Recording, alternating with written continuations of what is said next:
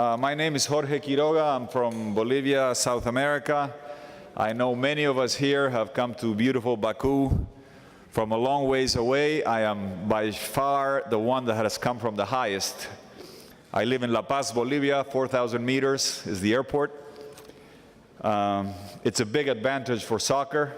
You can ask the great Lionel Messi from Barcelona. He's never scored a goal in Bolivia, and the altitude is a home court advantage. And it's a pleasure to be here. I want to begin also by thanking the Nizami Ganjavi Center. I belong to the Club de Madrid. With Vaida, we work, Vaida is our boss there, and we've been doing lots of work on shared societies in Baku, Azerbaijan with the Nizami Ganjavi Center.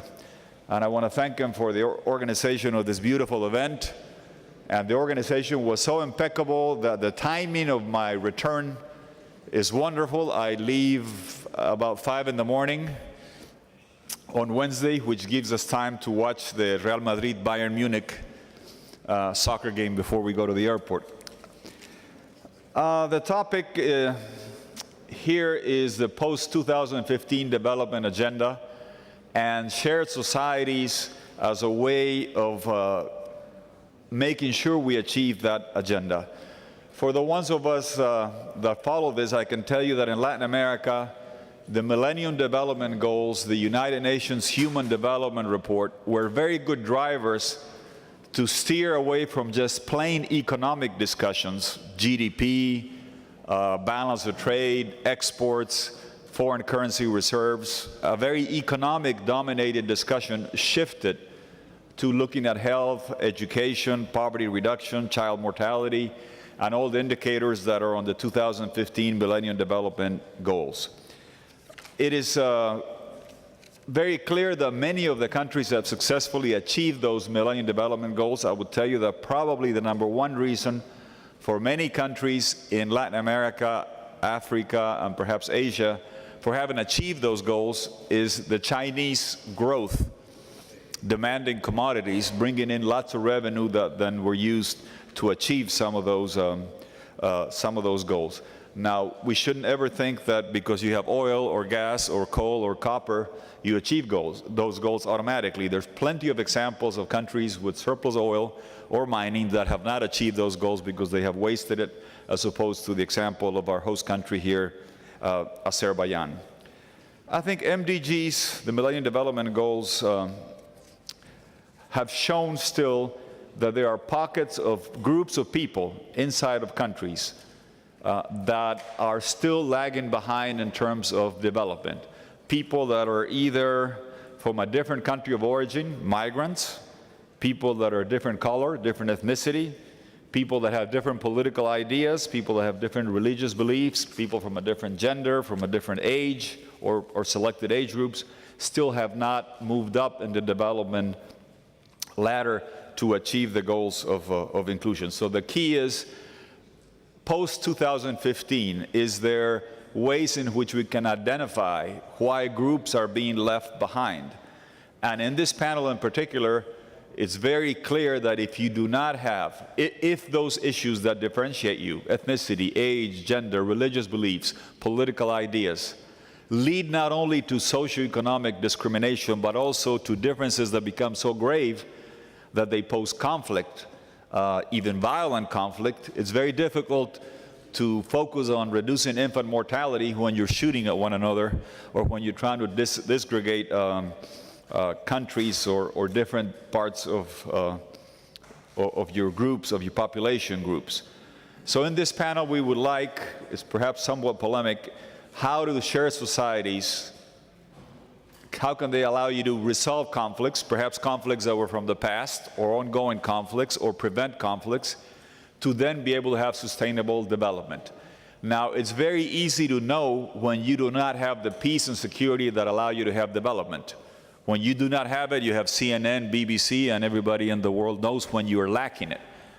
Are there ways in which you can develop criteria to evaluate it objectively to be able to then make the progress that we all need? In this panel, we have about 10 minutes each initially before we take the questions, and we will go in order. I'll do them in the order in which I have them here.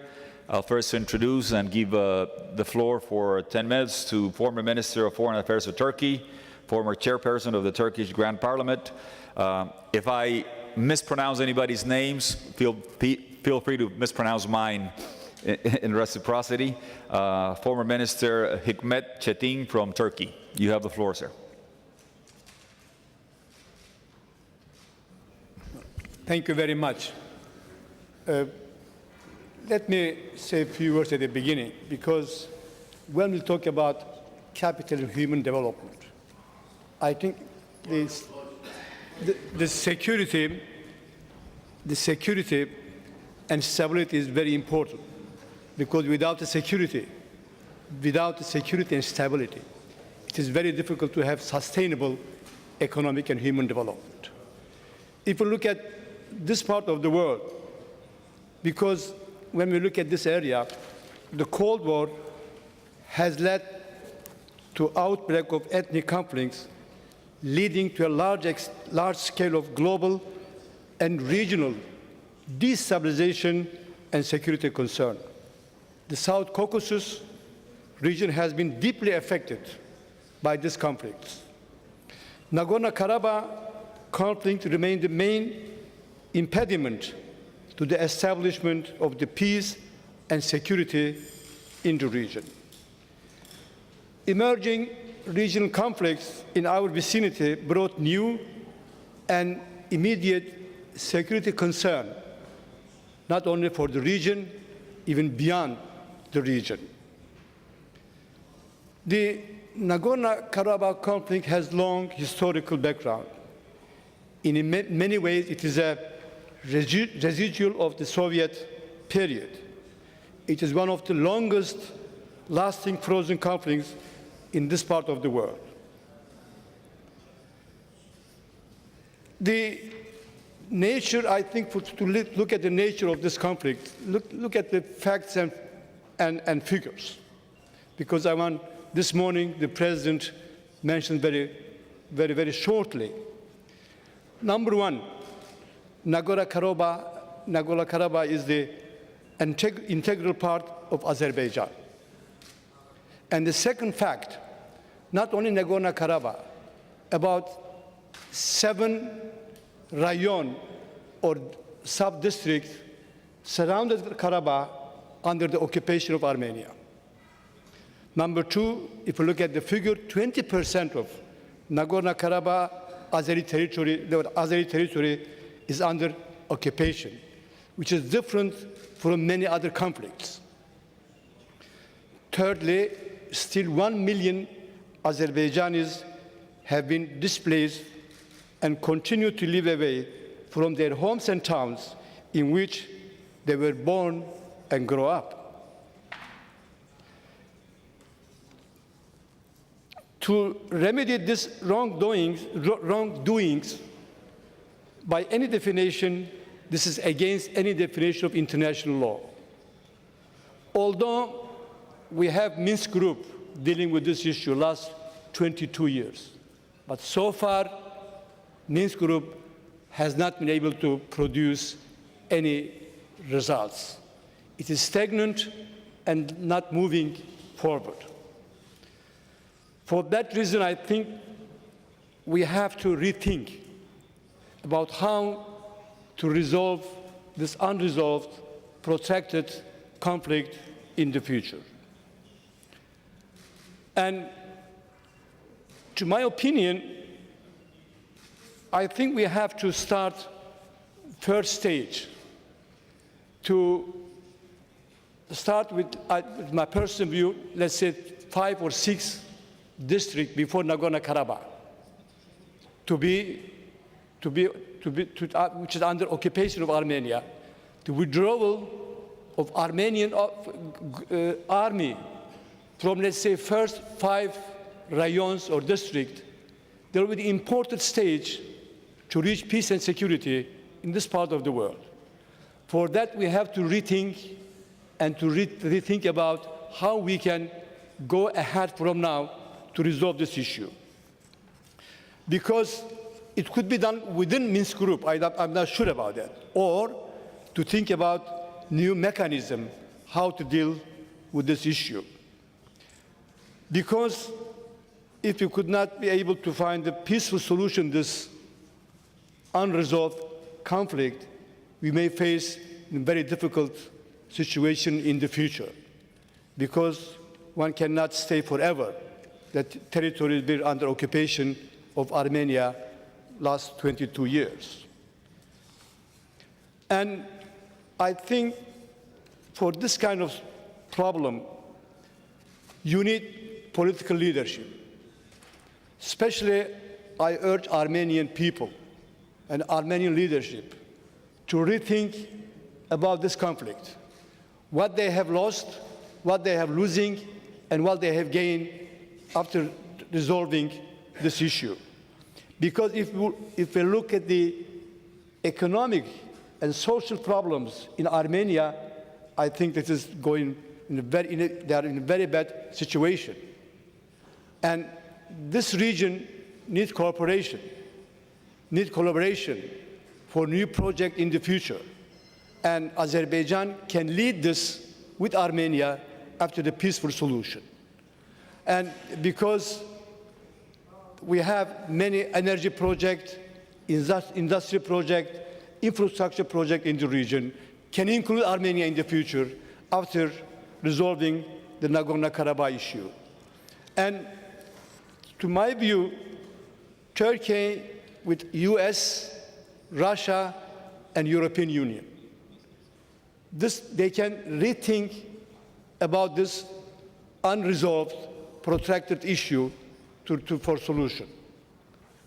They cannot sit and wait until something could happen for the whole region. This is why I urge them to look carefully and try to resolve this issue as soon as possible, because it may create new problems, new issues in this part of the world, because we have many problems around us. Now we have Ukraine, we have Syria, we have Iraq, we have many other countries around us. But to start with Nagorno-Karabakh, because the difference of Nagorno-Karabakh with others, the territory is under occupation. 20% of territory under occupation. And according to international law, according to UN, 100% Azeri territory is under occupation of Armenia. I think we have to look at it again and try to find a solution to this problem as soon as possible. Thank you very much. Thank you, Minister. We now move to a different part of the world with Ismail Serageldin, Director of the Library of Alexandria and co-chair of this Nizami Ganjavi Center. I would like to ask Ismail to comment on his part of the world. How does he see the effects of the Arab Spring, the combination of youth unemployment, religious differences? A lot of people have the feeling that that will be resolved depending on what happens in Egypt and your country. How does he analyze the phenomenon of the Arab Spring, and does he think the next Egyptian election will perhaps bring that spring and get us out of the winter that you mentioned many times? Ismail, please. Thank you, Jorge. Yes, indeed. In our case, in our part of the world, in fact, there's a lot of fighting going on, and a lot of it is between Muslims killing Muslims. So it's not, there's some sectoral issues, for example, in Iraq and in parts of Syria, Lebanon, but in many places it is just different perspectives of what the role of religion should be in society.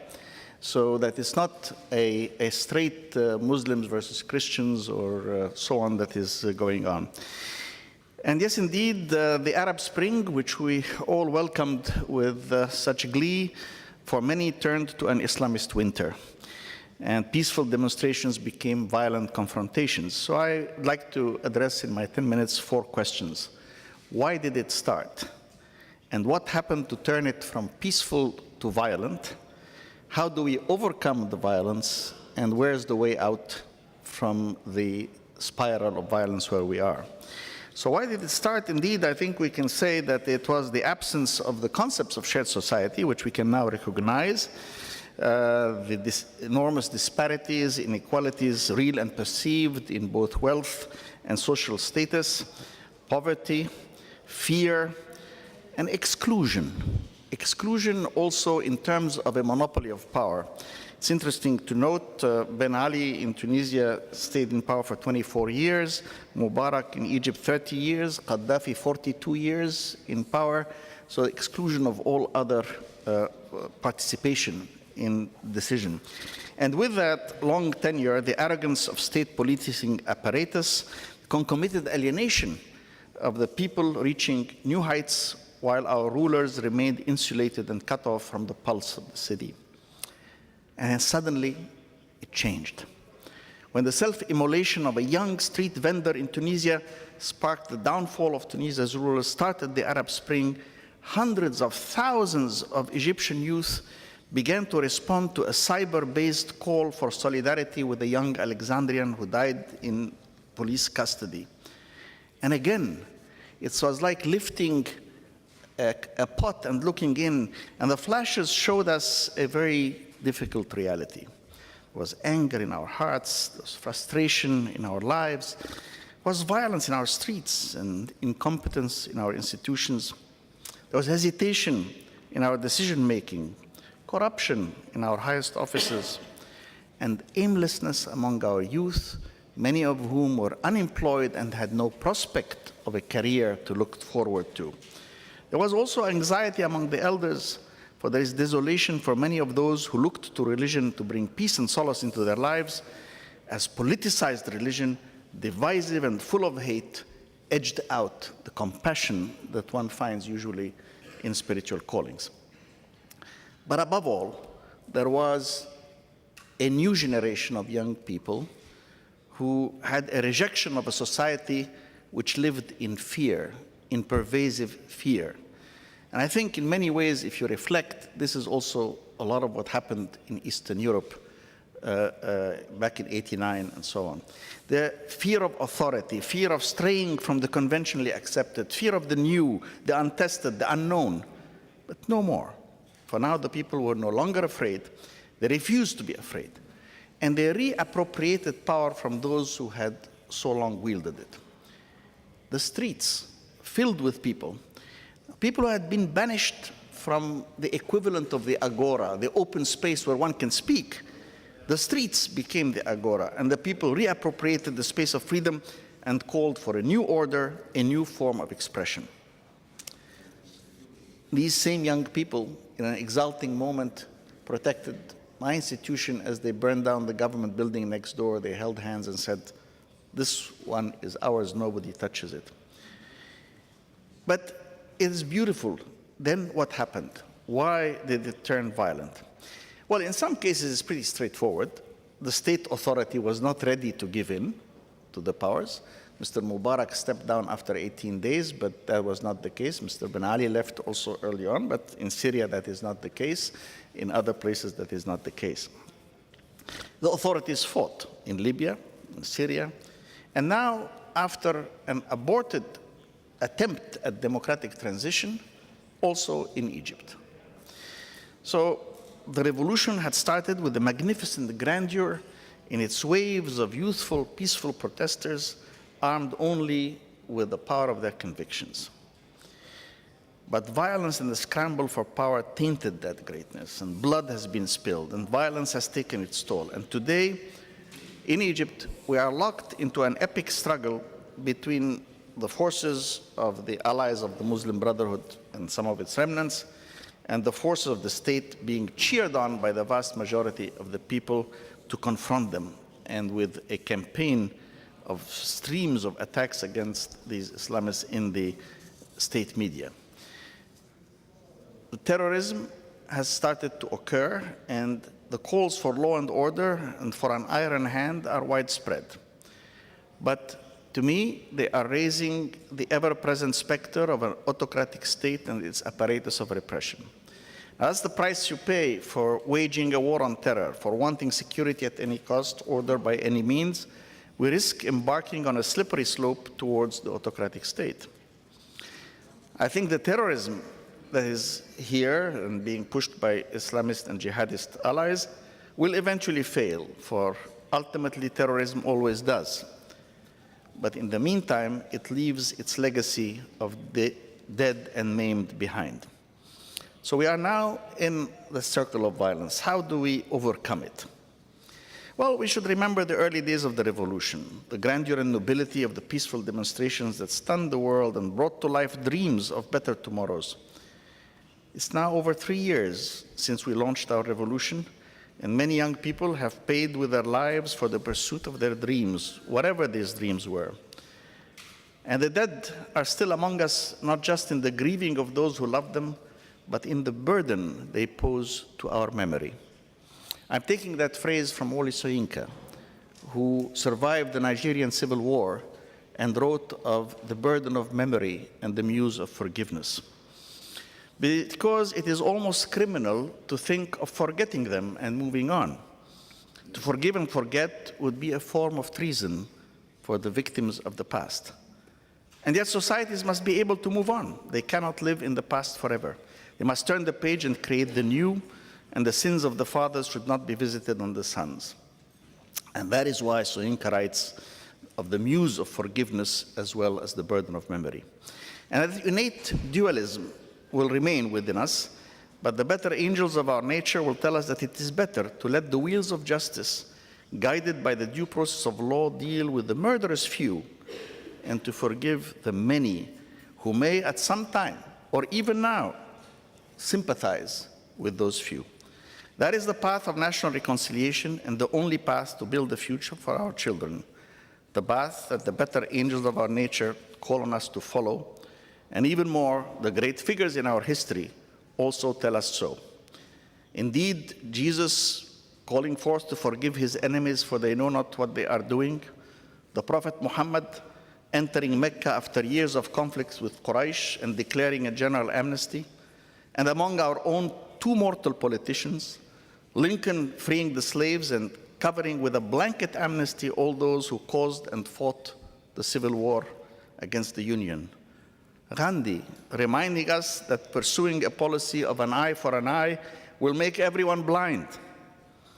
And Mandela, despite the horrors of apartheid, coming out of prison after 27 long years, not for revenge, but to dismantle apartheid, establish democracy, and bring about the reconciliation of his people with the restorative justice of having the Truth and Reconciliation Commission hear the victims, record their grievances, but allow for reconciliation to rebuild the Rainbow Nation. Or dreamers like Monet and Schumann, who a few short years after the massive slaughter of World War II could articulate a vision for a single Europe, where a community of nations would collaborate and prosper in peace and democracy, outlawing war among their people. And they succeeded, for within a single generation, young people in France and Germany could not even imagine that their countries would ever go to war again. So, what do we do? No action is complete, and imperfection is the lot of all our human attempts. But we have no alternative. In the end, negotiation, national reconciliation, and movement towards ballots rather than bullets is the way out. And above all, to build a nation of laws. For as Martin Luther King has said, morality cannot be legislated, but behavior can be regulated. Judicial decrees may not change the heart, but they can restrain the heartless. And so we shall continue to struggle on to build an equitable, inclusive, shared society, and to do so under a system of laws. And therefore, we have to go forth and fashion the wise constraints that make people free. Thank you. Thank you. Thank you, Ismail. It certainly makes a very, very pertinent point. I come from a part of the world in Latin America where we have taken for granted the premise of this seminar, that peace, security, reconciliation are needed for sustainable development. And that is meant in the past that we had military rulers that gave you the peace and security on behalf of giving you supposedly development, and then they stayed in power for a very long time. So there is a trade-off on peace and security. I think within the democratic framework certainly is an important point that you bring to the table. Next, we have the Deputy Minister of Foreign Affairs of our host country, of Azerbaijan, Aras Azimov. He's been on the job, he told me, for over 20 years, so he's got vast experience, and he's seen a lot of the differences that have been mentioned here in terms of multi-confessionality, multi-ethnicity, occupation, the violence that it can lead. And you have the floor, and I perhaps would like, Deputy Minister, for you to comment on what Minister Cheting also mentioned. He mentioned the possibility of US, Russia, and European Union working together on the Karabakh issue. I wonder if you share that, because after you see what has been happening in Syria and Ukraine, I wonder if I would like for the US and Russia and the European Union to try to manage the resolution of these issues. You have the floor, sir. Thank you. Thank you, Mr. Moderator. First of all, let me express my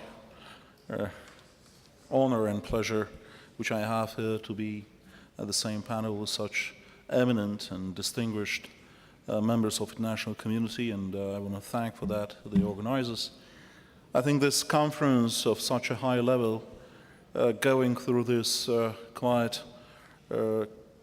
complex and sophisticated topic of shared societies, could not have avoided the topic of grounds when multi-ethnicity and multi-confessionality as elements of shared societies would come across ongoing conflicts or potential conflicts. Well, in some cases, phenomena of multi-ethnicity and multi-confessionality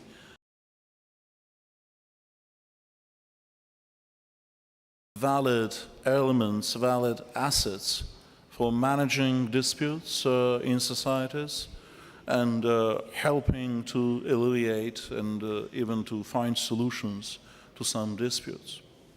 In some other cases, those factors are being blocked by overwhelming and outstanding circumstances like occupation of territories, like extensive use of force, like expulsion of people. So in some cases we can do reconciliation based on experiences and provided with international assistance. In some cases things go too far beyond normal understanding of people's diplomacy and shared society's experience.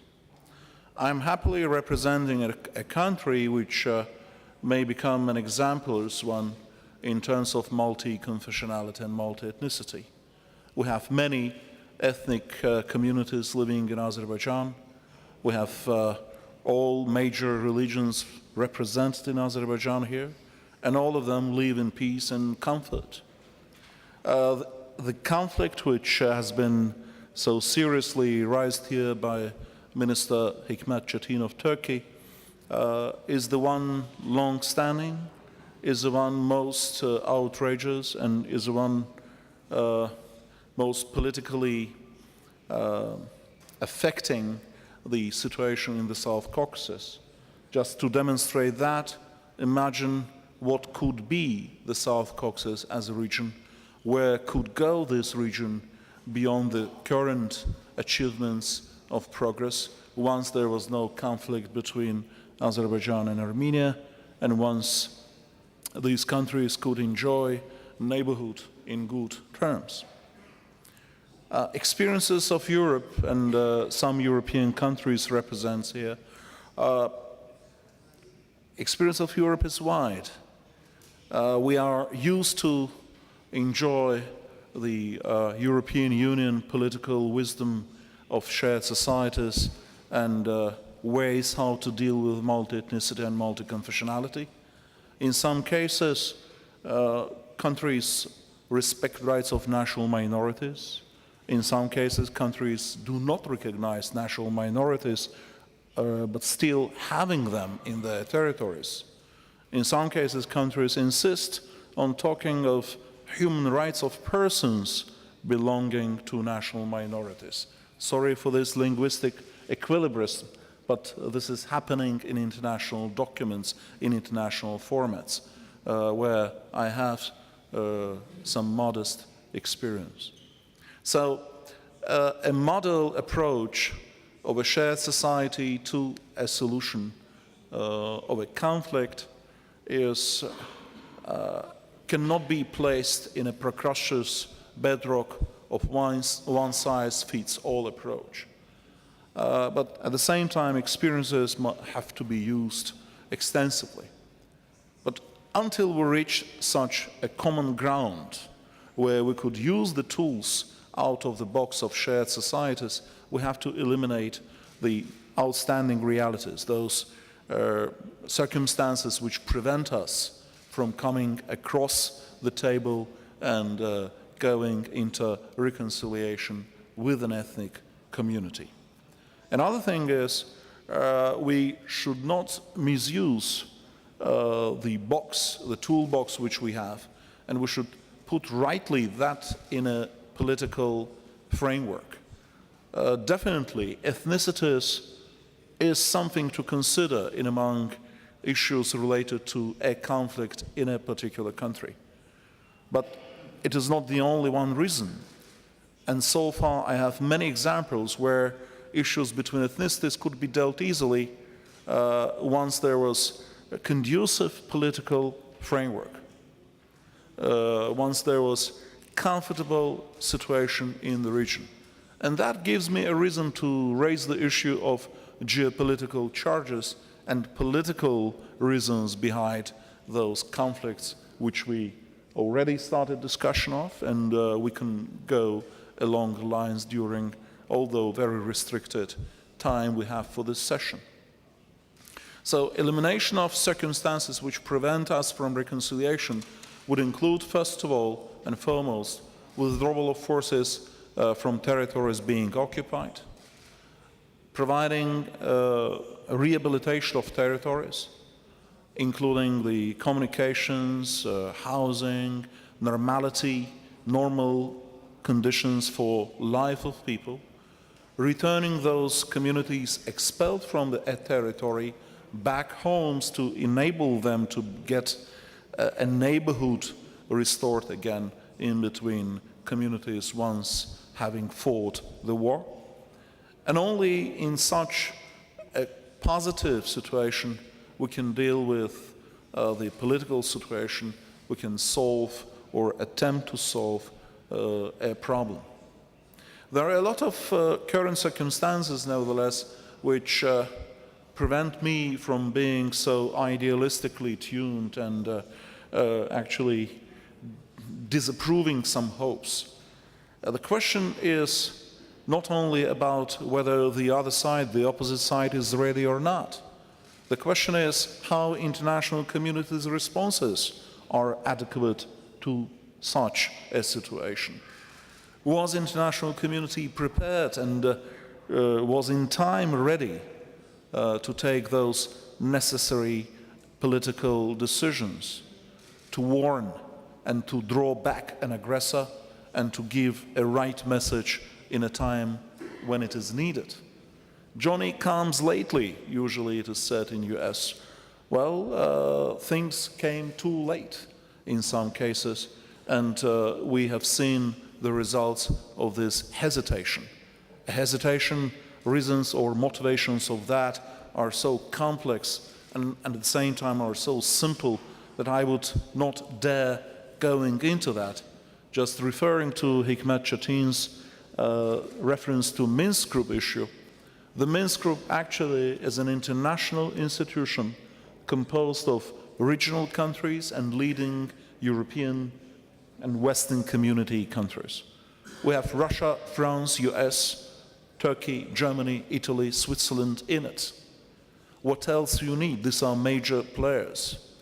But then we have been put in a limited approach of the Minsk Group because last 15 years or so, Minsk Group has been downsized just to the participation of three co-chairing countries, US, France and Russia, as major mediators. I won't say that this is the major reason of failure, but I still see merits in the Minsk Group full participation in the process. I still think that presence of Turkey and Germany formally inside the Minsk Group and once the Minsk Group is not enacted in full composition, gives them a natural and legal reason to be concerned with the situation. I won't go into details of a process which is called now Helsinki plus 40.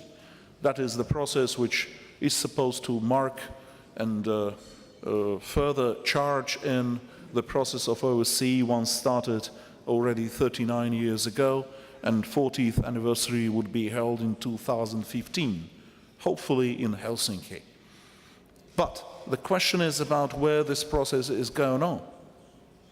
25 years ago or 23 years ago, OSCE was charged with some very important mandates for crisis management, for conflict resolution, for peacekeeping.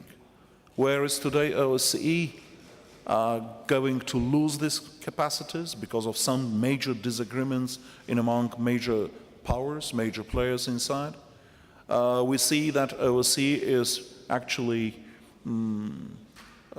effortless in sending just observers and having very limited approach. In some cases, since 1992, we see the Minsk Group, which is obviously spends time and there are no results. So are we ready to say that the international community is going to effectively guarantee the respect to territorial integrity and sovereignty principles, not in words, but in deeds? Like we observe, the question cannot be answered optimistically so far. Thank you. Thank you. Thank you, Deputy Minister. We now move to the former President of Romania, member of the Nizami Ganjavi Center as well, and President of the Academy of Cultural Diplomacy, President Emil Constantinescu from Romania. He's had a long, distinguished career in his country and has seen many, many things, many conflicts, East, West, World War II, growing up in that, communism, the fall of the Berlin Wall. And based on that long experience, perhaps he can share some good examples of shared societies, tolerance, reconciliation, helping to sustain development. Go ahead, sir. Thank you, Chairman. Dear friends, many of us on the stage and this sale shared in our life the tragical experience of wars, bloody conflicts, refugees, and revolutions. In the moment we acceded in different positions in the state, we received from history many frozen conflicts. How we can turn this pedagogy of sufferance into a pedagogy of reconciliation? Why, please let me to start with confession. I was born in 1939, a couple of months after the signing of the Ribbentrop-Molotov Pact and the start of the Second World War, in a city named Tighina or Bender, just on the border between, in that time, Romania and Moldavia, now in Republic of Moldavia, but under administration of Transnistria. 75 years ago, if someone had traveled the Eurasian continent on a parallel 45, from the Pacific Ocean to Atlantic, from the Tokyo to Lisbon, he would have crossed only states under civilian or military dictatorship. The Second World War caused the death of more 25 million troopers, but of more than 75 million civilians, huge economic damages, and destruction of universal cultural heritage. This fact alone makes us think that the most important gain of humankind in the last 7 decades is peace, and that is tightly linked to democracy. The fall 25 years ago, in 1989, of communist dictatorship in Soviet Union and in Southeastern Europe, and their replacement with democratic regimes have put an end of further lost or lives. It became ever clearer that global security and peace are linked to the expansion of democracy. More recently, popular revolution, which started in 2011 in the north of Africa and the Middle East, are asking for a new system of global security based to a greater extent of democracy and civil society. Now, in a crossroad of history, the difficulty is not choosing to follow one way or another, but the capability to anticipate where these roads lead, as well as other new roads that may open in a century of unexpected transformation, where the risk game and actors abruptly change. Conflict prevention and post-conflict situation management require a more comprehensive perspective that will develop the complementarity in global and regional bodies' activities. A balanced view should take into account the interests of different ethnic and religious communities, the state obligation and their citizens' natural rights, the conjectural and long-term interests of regional actors.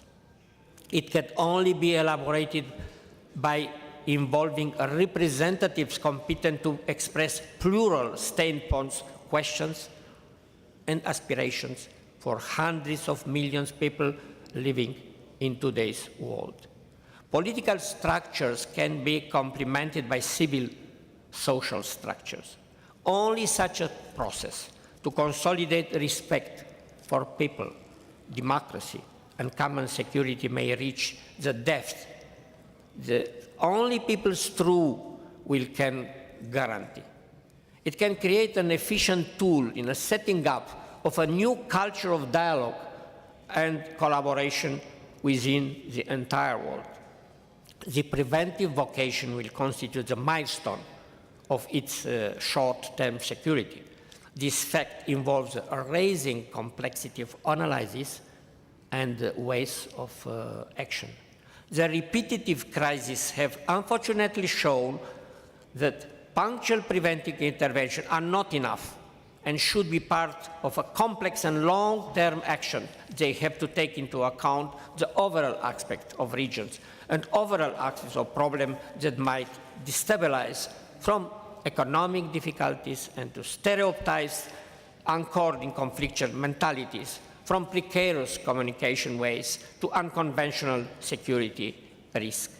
It is necessary a political culture of security through forging mutual trust, negotiation, and cooperation to identify major risks and to a creation and implementation of programs for raising mutual respect, both in countries with a high degree of risk as well as in areas with a potential for conflict. I think that within this laboratory there is a privileged place for experience of countries which passed through transition from the communist dictatorship to the democratic states. The experience of civil society and of reforming statement can play a role both in dismantling conflict and in rethinking the strategy for the long term. All these reasons made me consider the opportunity of a project dedicated to promoting a culture of peace, which will engage the effort of researchers in humanistic sciences, scholars, theologians, writers, artists, architects, musicians, a culture of peace able to create a space of knowledge and understanding through cooperation and mutual respect. Thank you, sir. We now move to Boris Tadic, former president of Serbia for 8 years, member of the Club de Madrid, member of the Nizami Ganjavi Center as well. And I'm sure that given his experience, he can share with us insights on reconciliation, how did it work in his part of the world, and perhaps also we were discussing before, if he can share with us some of the tensions that are being caused by, in some of these countries, whether you lean more to the Russian sphere, to the European Union. I remember 10, 12 years ago, joining the EU was, I would tell people in Latin America, if I could join the EU, I'd have my development taken care of. I wonder if that still is such an attractive proposition today with the financial economic crisis and the tensions that it generates with the European sphere versus the Russian sphere, and what lessons can he share from his country? Boris, please. Thank you, Jorge. First of all, we are living in the challenging time, and all around the world we are facing with the conflicts, territorial disputes, and there is no unique methodology that we can implement in solving that kind of conflicts. Well, but what is the matter of conflicts? Interests, emotions, identities, history. This is a very important question today. I'm coming from the country that has been involved in the civil war in the former Yugoslavia. And finally, we've been facing with the conflicts itself. Which kind of strategical direction we are going to take in favor of European Union agenda or other coalitions, for example, to be province of Russia. That was matter of discussion in Serbian parliament only 7 years ago. Today, in the parliament of Serbia, you have only political parties that are in favor of European integrations, but it doesn't mean that parties that were in favor of other strategical options are expelled from the parliament. Now, they are also in favor of European integrations. That was consequence of discussion, democratic discussion, very difficult from time to time, but that was our common effort in past 6 years to create national consensus on European agenda. Unfortunately, today, European Union is not that attractive like it was 7-10 years ago. But that is a controversial part of the history. Now I am moving towards conflict in which we've been involved as a country, as a people. My country, unfortunately, in the 20th century was many times bombed. We had 2 Balkans wars against Ottoman Empire. On the beginning of 20th century, First World War, Second World War, and the finally war against NATO. Too many wars. On the top of my agenda was a peace. I became a president of Serbia in 2004, 5 years after the last war in which we've been involved. That is quite obvious that on the top of my agenda had to be peace, how to implement peace. But starting from that strategical priority, I tried to eliminate from our daily life and our economic reality the triggers of conflict, the reasons why we are so many times involved in the conflict, which means reconciliation with the people with whom we've been involved in the conflict during the 1990s. Croats, Bosniaks, Albanians. That was the only way to overcome crisis and to create better capabilities and capacities to work on building peace and democracy and sustainable economy. Let me mention few authors and intellectuals that are very important for the modern world. This is Huntington with A Clash of Civilization. This is Zbigniew Brzezinski with a big chessboard book. And finally, I will mention one psychologist. We have two psychologists on this panel, but I will mention the other one. This is Dominic Moissy with the book of Geopolitics of Emotion. Why I'm doing that now? Because of mentioning interests that are matter of disputes and the conflicts, but at the same time to bring on this panel how I think we can avoid the conflicts in the future.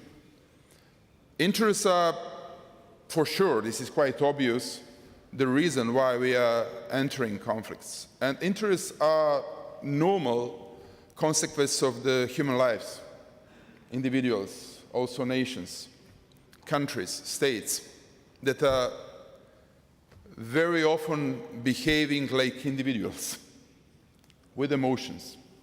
But I would like to bring also a matter of emotions in this discussion. Dominic Moissy is underlining three main emotions. This is the hope, this is the fear, and humiliation. The politics is somewhere between the fear and hope, from my point of view. When you are participating in elections, you are promising something and you are dealing with the hopes. At the same time, people are facing with the fears. They are afraid about whether government is going to be capable to deliver their hopes, their needs. But every government is facing with a challenge whether they are going to provide legitimate national interests or to defend themselves from the aspiration of other countries that has different interests or big powers. If a country or nation is not capable, or government, to defend its own legitimate interests, after conflict, that country can have a very long history of frustration and to be humiliated. Now we are in Azerbaijan. Minister Chetin has been mentioning conflict in Nagorno-Karabakh and the frozen conflict, and also our friend, Deputy Minister of Foreign Affairs. My country was involved in a conflict, Kosovo, for example. There are many, many territorial disputes. Right now, we can mention Crimea crisis. Someone has been mentioning today, President Constantinescu, the conflict between Hungarians and Romanians. And what about Hungary, country that is living for almost a century after Trianon's agreement in many, many different countries? In Ukraine, in Slovakia, Hungarians are living there, in Romania, in Serbia, Croatia, and other countries, which is very different from what happened a century ago. What about my people living in Croatia, in Bosnia, in Montenegro, on Kosovo, Macedonia, and other countries, Romania? And how to deal with that problem? How to protect their national identity, their emotions? How to avoid the frustration? How to be efficient politician? How to respect different identities? This is a matter of political skills. This is what every political leader has to take into account.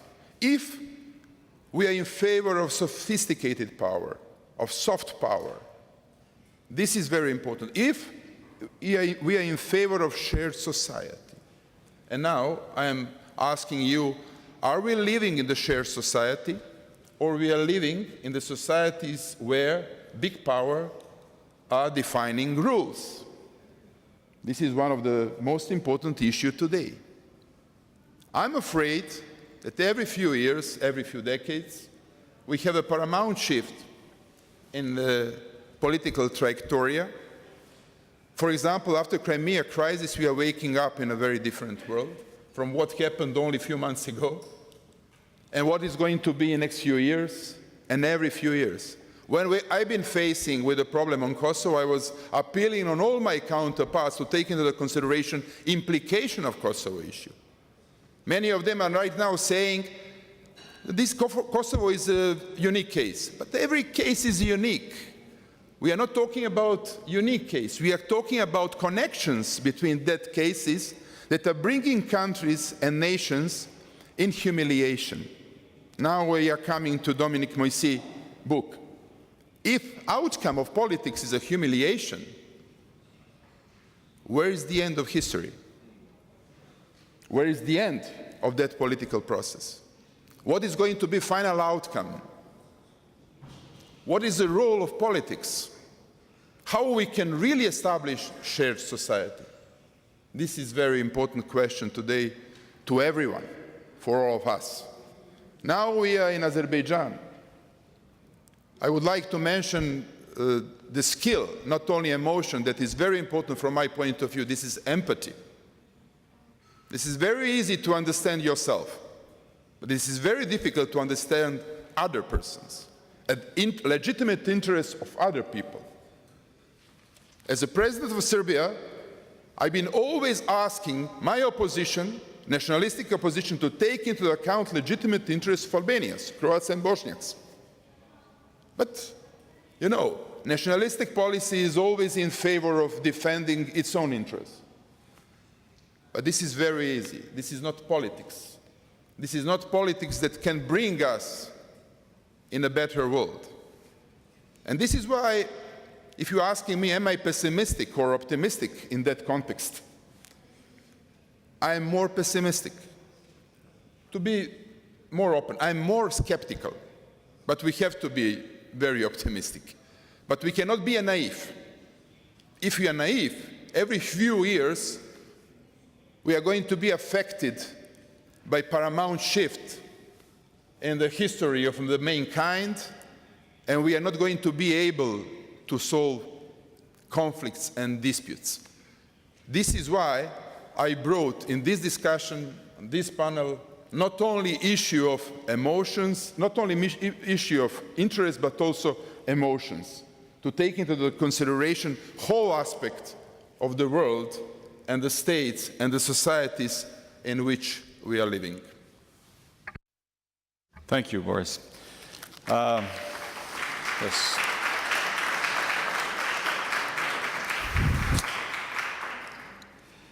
Last but not least, Vaida Vike-Freiberga, President of Latvia, co-chair of the Nizami Ganjavi Center, President of the Club de Madrid. She's my boss and many of us bosses here, so she can speak for as long as she wants. And I think it's a very interesting detail that Boris mentioned. You'll find very seldom a panel of former heads of states where two lawyers, you will find many.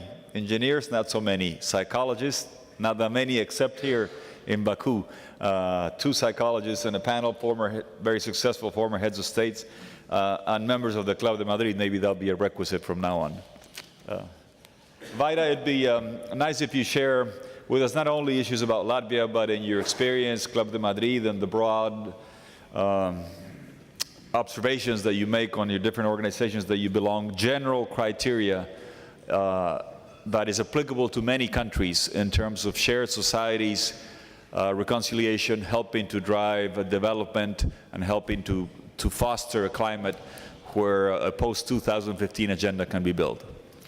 Thank you, Jorge. Ladies and gentlemen, we have this whole conference centered on positive steps that might and should be taken in order to move our societies, those of the whole world, closer to this ideal that was enunciated 15 or 14 years ago when the whole world seemed to be taken with a wave of enthusiasm as the millennia were changing.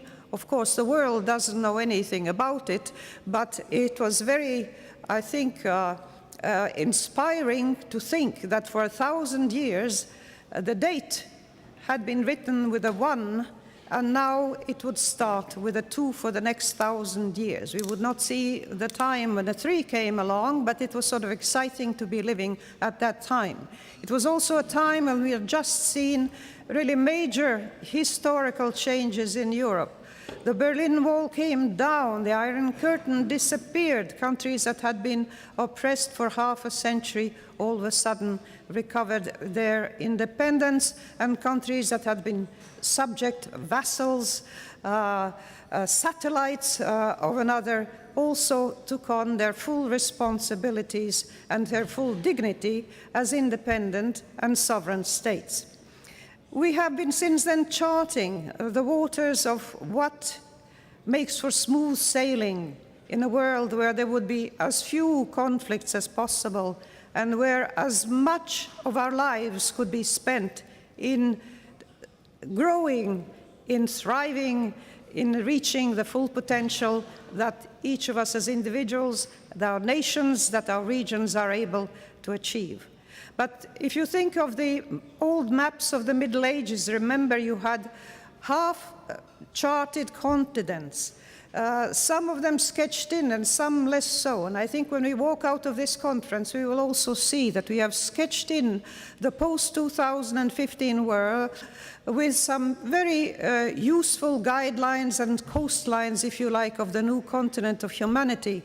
But remember those old maps where you had monsters drawn in the corners of them, the unknown part of the world, and the inscription read, Hic sunt dracones, here they be dragons. And I'd like to talk about one, if you like, a dragon, a three-headed dragon, that seems to me, just like in the myths of in so many countries, spewing the poison of hatred and misunderstanding both between sectors of societies within the frontiers of any nation and across the frontiers of nations regionally and worldwide. And the three poisonous heads of that dragon, I would, for simplicity's sake, I would say the first one is absolutism linked to fanaticism. The second one is imperialism or arrogance. And the third one is greed or excessive materialism. Let me give you a few concrete examples of what I mean by these abstract notions. Science has progressed. It started, as a matter of fact, ancient China, in India, in the Arab world. The Western world took it over relatively late, but then when it picked up the ball, it kept running with it. And modern science, as we know, is the fruit of Western thinking. It was not an easy road, but one of the aspects of that development was the recognition that there are no absolute truths that anybody can lay claim to. Now, this is completely contrary to long traditions, in fact, ever since the beginnings of humanity, and still remains today contradictory to many religions, especially religions of the book, who have Holy Writ, and the Holy Writ tells them how they should live their lives and how they should approach God. And many people will tell you that, and if you take that away from humanity, humanity will be bereft of any values, bereft of guidance, lost in a darkness of the unknowing of which way to turn, and no moral compass to guide it. I think that ever since the French Revolution, there has been this movement of saying we can keep our conscience to ourselves, but at the level of interaction, of social interaction and of interaction within political bodies and sovereign nations, people's conscience should remain in their hearts. We should pray or not pray, as the case may be, according to our own conscience. The state and the international world has no business into people's hearts and minds and convictions, nor does the state anything to do what they do in their bedrooms or what they do in their private life, unless it hurts minors or goes against the will of people who are being abused against their will. So that this absolutism that has been so much a part of our heritage and which in many ways we feel we need in order to feel secure, to have a moral compass, to have a guidance, to have values to live by, we should realize that the values we live by have been changing over the years, and they will continue to change, and there's really nothing we can do about it. In the Victorian era, it was considered indecent to see even a woman's ankles in Western Europe. The British went so far that they would not even refer to the legs of tables or pieces of furniture, but would call them limbs, because it somehow talk about the legs of a table was too sexually suggestive. We still have places in the world today where women are not just covering their ankles and their wrists, but their whole bodies, and you cannot even see their eyes. And I would say that this is a vision of what makes for human beings and the essence of human beings, which takes for granted that some are created better than others, that some do not answer to the criteria of humanity, and therefore are to be treated according to long beloved tenets that give them superiority over somebody else, but that have no absolute value, and that will change in due course, whether they like it or not. Really quite closely related to this is the very roots of imperialism or colonialism, if you like. It's like George Orwell mentions in The Animal Farm that all animals are created equal, but some are more equal than others. We know that all nations supposedly are created equal. They each have their flagpole at the United Nations. They each have their reserved seat and their name on it. And yet it seems that in world affairs, that is not how we look at it. And it seems like not only do some consider themselves as more equal than others, but we are told that many of us, the smaller or the middle-sized nations, should bow with due deference to those who are bigger than us. And it is a bit like, if you imagine if today somebody came along somewhat like the Nazi pseudo-theories of racism and said, ladies and gentlemen, our standard for what is an acceptable human being is so many kilograms for a woman and so many kilograms for men. And if you should be a pound or 2 or a kilo overweight, then off you go, and we will take you out of the human race. Well, curiously enough, this we would find grotesque. We would not accept such an argument. Yet in international relations, and I can speak from my experience as president of Latvia during the time when we tried to accede and successfully, mercifully, to both the European Union and the NATO alliance, we were frequently told that, well, much as people liked us and that we were nice people and they had nothing against us, we happened to be a small country, which is a grave sin. And I am glad to see that in this distinguished audience here, there are actually even smaller nations than Latvia sitting there, such as Andorra. And I would like to think that they have as much dignity and as much right to their existence as we Latvians or our neighbors, the Estonians, or many others, either smaller or larger than we. But we were told that we happen to be living, unfortunately, in such a neighborhood where we had a larger country as our neighbor. And that neighbor happened to be a very sensitive soul, you see, very quickly taking offense, very hard hit by the fact that it had lost its imperial grip on its neighboring countries, and that it had special rights and special privileges and a special sphere of influence which everybody should bow to. And I noticed that the further away from this neighbor the other countries lie, the more ready they were to acknowledge that we lived in that cordon sanitaire of our dear friend and neighbor, the Russian Federation, and therefore it was our duty to keep Russia happy so that they could do business with it. But we, who happened to have the misfortune of being immediately in their neighborhood, our duty in life and our sole reason for existence was to keep Russia happy. And I thought that as far as, you know how nations have declared they have their aim in life and their very high goals that they like to keep. The Americans have the American dream. and the Chinese have the Chinese dream.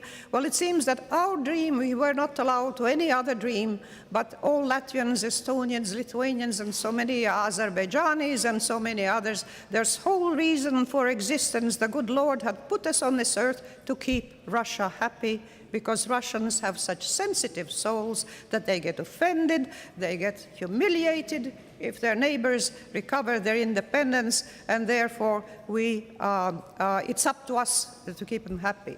I must say, curiously enough, I had this experience during my term as president of having a state visit to China. And this, by the way, ladies and gentlemen, in spite of having met the Dalai Lama in Latvia and received him in my home, not just once, but twice. And we had been told that I would never set foot on China, but it turns out I even had a state visit. And it was a surreal experience to be driving along on Tiananmen Square to see these huge, enormous portraits of Ho Chi Minh and of Mao Zedong, not Ho Chi Minh, but Mao Zedong. Oh, what a Freudian slip. And the red flag flying and the Latvian flag flying next to it. Absolutely surreal. And to be told by the president of China, with its 1.3 billion inhabitants, that we, with our 2.3 at the time, were equally important because we're a different nation. We did have a bit of a difference of opinion about the freedom of religion in parts of China, such as Tibet, or possibly the fate of the Falun Gong, but we had a friendly talk and disagreement, and I was impressed by the fact that a huge and enormous country like China could take the gesture of actually saying, this tiny European country is for us an equal partner in the world. If they really mean that, and I must say then that is a great plus for them, and which compensates as a virtue for many of their failings in the world. But the third poisonous attitude that I'd like to point out is greed, or the excessive materialism of the world. And that means that everything has a monetary value put on it. That universities are not producers of knowledge, but they are meant to train a workforce that will be productive and generate revenue and increase the GDP.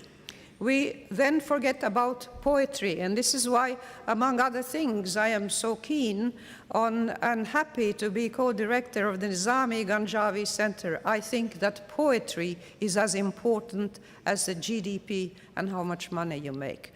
The arts, the sciences, the cultural achievements of humanity are just as important as the goods, the physical, tangible goods on which we can put a price. And granted that culture, you will be told that, of course, culture is a product. Culture can be an export. You can put a monetary value on culture, but you cannot, after all, take away its essential quality. And that if you start having a world where everything is only measured in terms of the gains and the profit you make, then you start despoiling the environment, you start destroying the planet, you destroy our fellow living beings on this planet. Species are disappearing, hundreds of species every year, and we humans in the end will wind up in a dead end.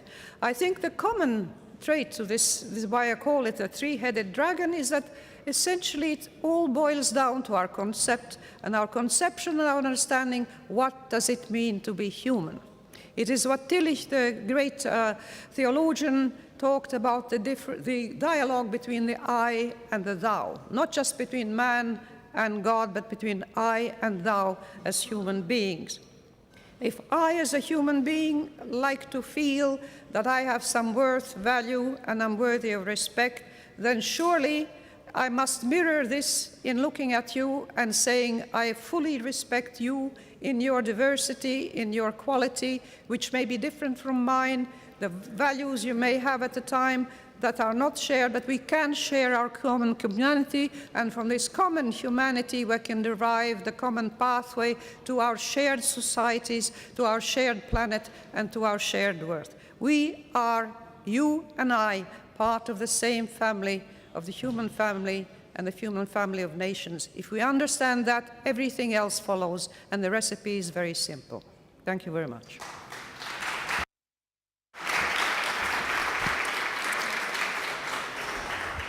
Very well. We have a few minutes left for some questions to the panel that you'd like to address, but I was asked by our host of the Nizami Ganjavi Center of taking advantage of the opportunity that we have the presence of President Viktor Yushchenko from Ukraine, if he'd like to take the floor first and make some comments on the situation of his country. I know he's of great interest to the press here and certainly of great interest to some of us in the panel because of the current events in that part of the world.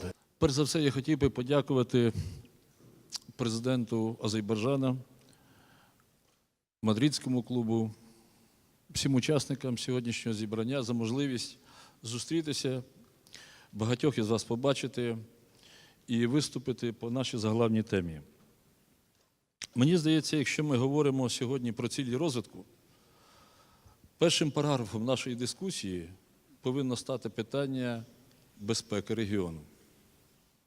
Безпеки європейського континенту в цілому і Східної Європи, зокрема.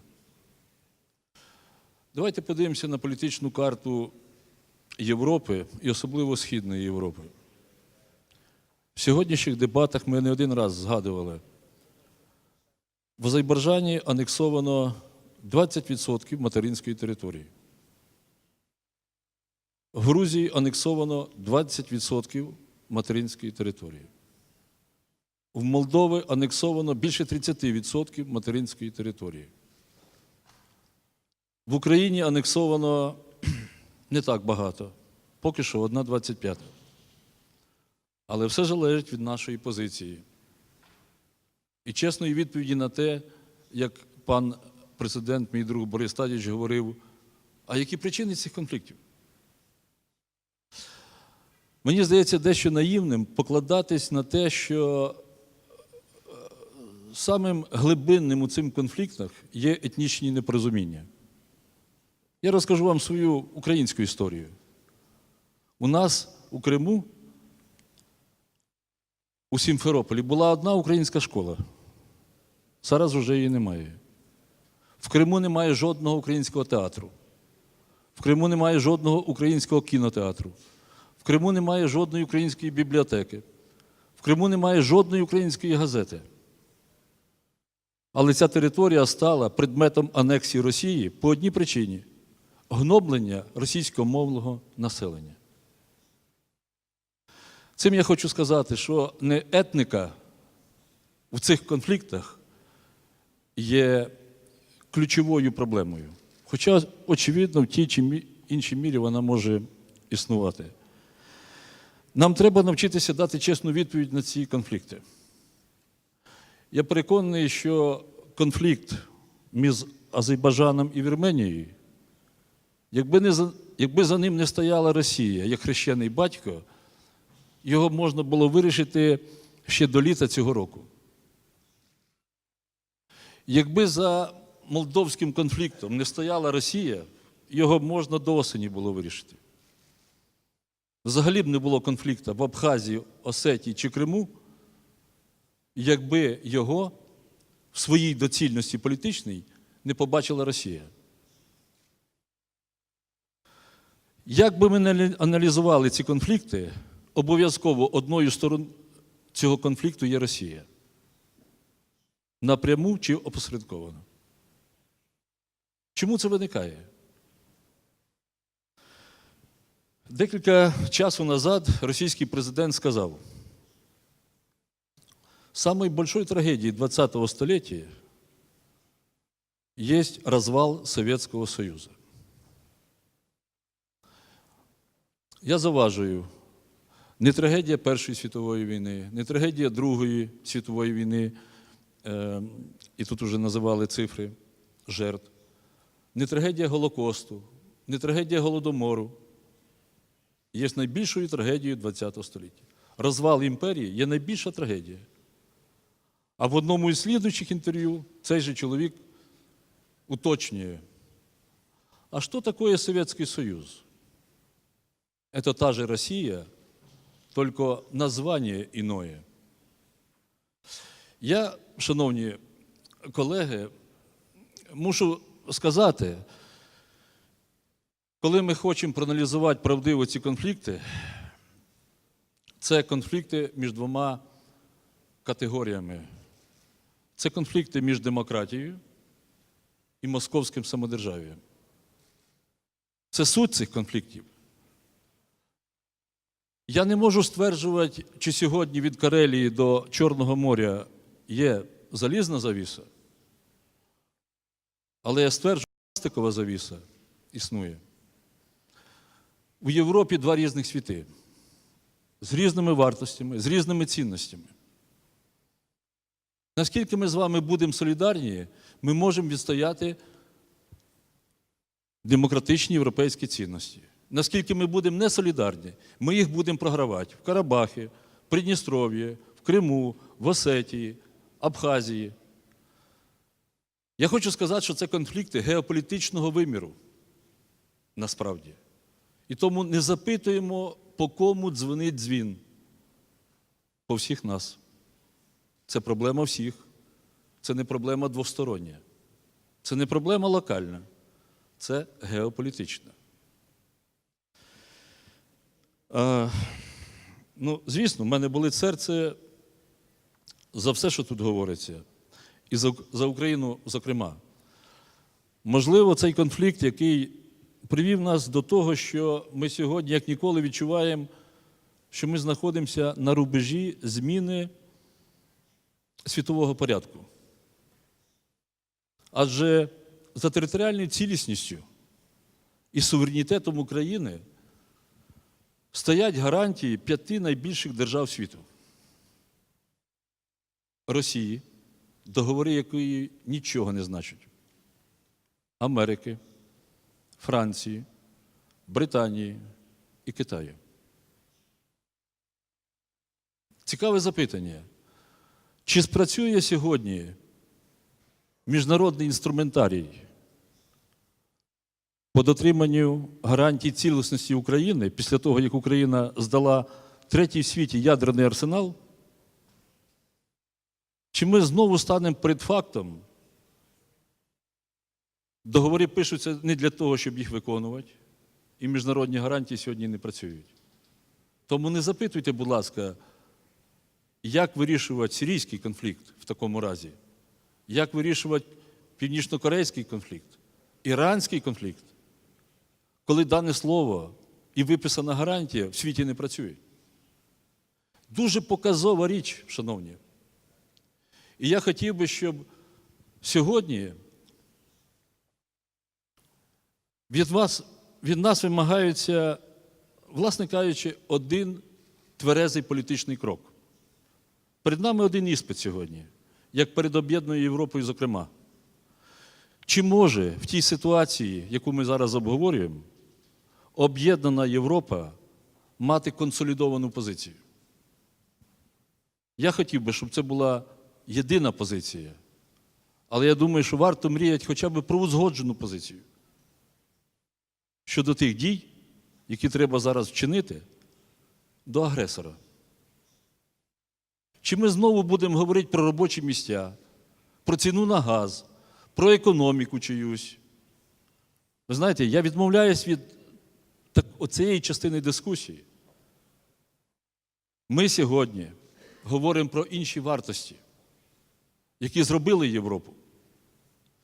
І тому мені б хотілося, щоб мій голос долучився до тих голосів, які і сьогодні звучали про те, як навчитися нам солідарно реагувати на трагедії окремих націй. Як нам бракує розуміння, що якраз наша спільна консолідована позиція, а зараз я говорю в більшій частині про третю групу санкцій, яку треба зробити до окупанта України, до агресора, який стоїть на дуже низькому економічному щаблі, який не має великої економічної стабільності, який, безумовно, остерігається двох речей – реакції світу і реакції власних громадян. Мені б хотілося, щоб от наша дискусія приблизила нас до розуміння, що сьогодні від нас в наших діях, в наших реакціях вимагається дуже багато. Що ми надзвичайно сильні, що правда на нашій стороні. що ми безумовно знайдемо рішення цих всіх конфліктів і не допустимо ескалації ще глибшої конфлікту між Росією і Україною. Дякую вам за увагу. Thank you.